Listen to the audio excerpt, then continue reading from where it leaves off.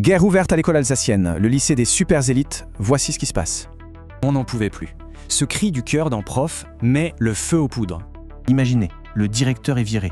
Et là, il manifeste contre sa propre école. C'est du jamais vu.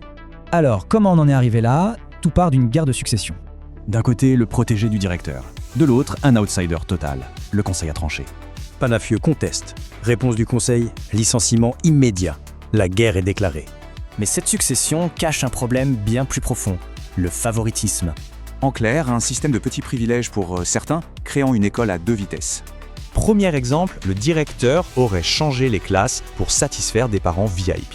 Pire, une prof accusée de donner des cours payants à ses propres élèves. C'est interdit. La défense du directeur, il dit avoir, au contraire, ouvert l'école en doublant le nombre de boursiers. De la poudre aux yeux, répondent les critiques. Le vrai pouvoir n'aurait pas changé de main. Résultat, une communauté scolaire au bord de l'implosion, totalement fracturée. Il faut dire que ce directeur, après 24 ans de service, était une véritable institution.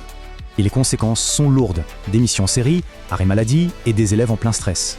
Pour calmer le jeu, une direction de crise a été nommée, mais la tension reste maximale. L'affaire est maintenant au prud'homme. Le verdict tombe le 29 avril. C'est crucial. Alors, c'est la vraie question. Dans une école d'élite, on choisit la loyauté ou le mérite? Dites-nous tout en commentaire.